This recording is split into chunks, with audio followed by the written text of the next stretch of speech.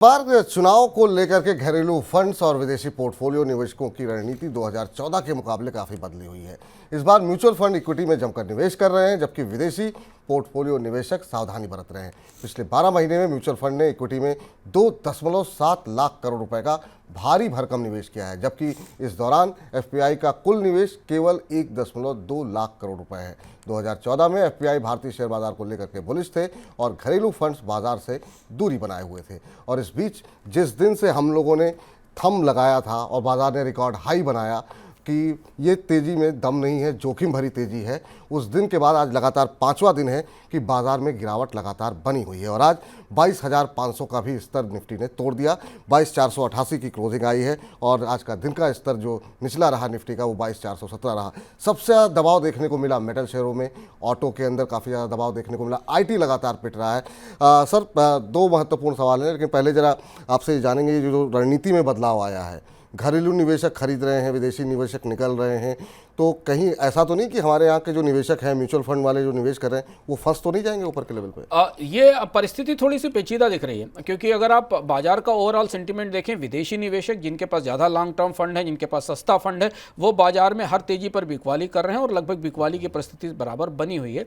भारत के mutual funds बड़ा निवेश कर रहे हैं और ये निवेश कर रहे हैं, इसके बाद भी उनके पास कैश होल्डिंग्स बड़ी हैं। हम आपको बता चुके हैं कि उनके पास रिकॉर्ड कैश होल्डिंग बनी हुई है, यानी जितना पैसा उनके पास पहुंच रहा है उसमें से भी उन्होंने कैश होल्ड करके रखा है। लेकिन चूंकि बाजार अब घरेलू निवेशकों के साथ चल रहा है, विदेशी निवेशकों पर निर्भरता कम है, इसलिए हमें बाजार में जो सपोर्ट मिलता दिखता है खरीद को, वो डोमेस्टिक फंड्स के साथ मिलता है।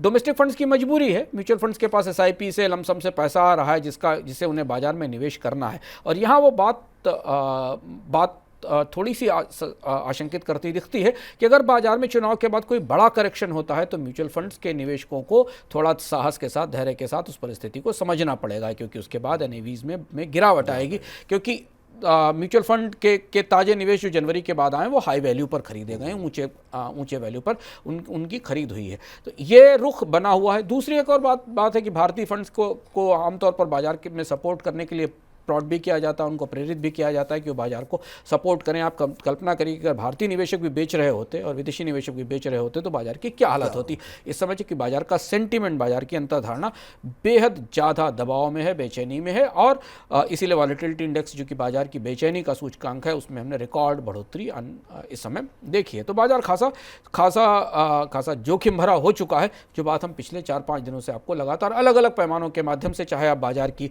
विड्थ के आधार पर देख लें, चाहे आप देख लें कि बाजार में इंडेक्स मूव कर रहे हैं, स्टॉक्स मूव नहीं कर रहे हैं, चाहे आप शॉर्ट पोजीशंस को करीब से देख लें, डोमेस्टिक इन्वेस्टर्स ने, रिटेल इन्वेस्टर्स ने बड़ी शॉर्ट पोजीशन बना रखी है बाजार बढ़ने की तरफ, जबकि विदेशी निवेशकों ने बिल्कुल इसकी उल्टी बाजार गिरने की शॉर्ट पोजीशन बना रखी है।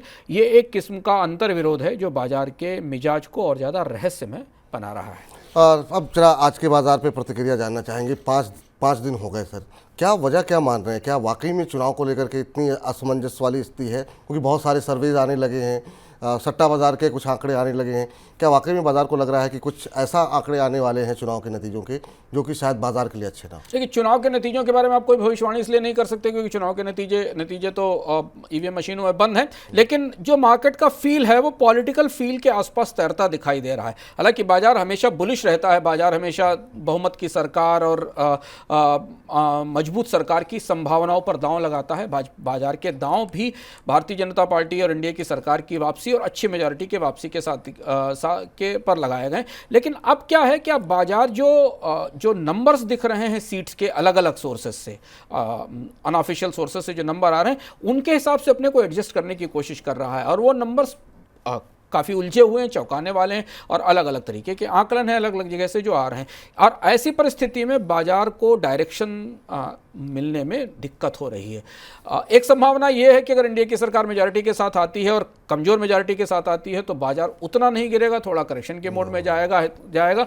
लेकिन अगर सरकार के पास अच्छी सीटें आती हैं तो फिर बाजार में एक तेजी का माहौल फिर से बनेगा। लेकिन जब तक चुनाव के नतीजे नहीं आ जाते, हमने हाल फिलहाल के वर्षों में पिछले 10 सालों में मान लें या 15 सालों में भी बोलिए, आपने भी चुनाव के आसपास बाजार में इतनी बेचैनी कभी नहीं देखी। आमतौर पर बाजार चुनाव से पहले रैली बनाता है, बाजार की संभावनाएं बनती दिखती, पर चुनाव के आसपास बाजार की बेचैनी ज़रूर इस बात की तरफ इशारा कर रही है कि कि नतीजे भी शायद चौंकाने वाले हो सकते हैं, और इसीलिए बाजार अपने आप को उन चौंकाने वाले नतीजों के लिए दोनों साइड से बचाकर सेव करके चलना चाहता है। बिल्कुल, और इसीलिए लगातार हमारे कार्यक्रम हेलो मनी 9 में हमारे तमाम एक्सपर्ट आकर के ये कह रहे हैं कि अभी के समय कोई किसी भी तरह की अग्रेसिव बाइंग ना करें।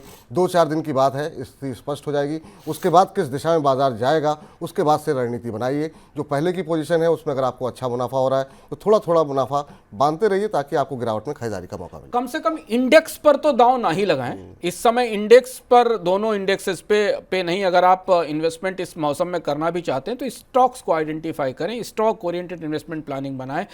बाजार के ब्रॉडर मार्केट के नजरिए से रुख पर ना जाएं, क्योंकि हमने एक दिन में काफ़ी बड़े मूवमेंट देखे हैं ब्रॉडर मार्केट में, निफ्टी और सेंसेक्स दोनों जगह। तो अगर आप निवेशक हैं तो आपकी रणनीति आपके स्टॉक्स पर केंद्रित होनी चाहिए, वहाँ तब भी आपको थोड़ा सहूलियत होगी और थोड़ा हेज मिल जाएगा। और कोशिश करें कि ऑप्शन स्ट्रेटजी पे अभी ज़्यादा दांव ना लगाएं, क्योंकि बहुत तेज़ मूवमेंट हो रही है।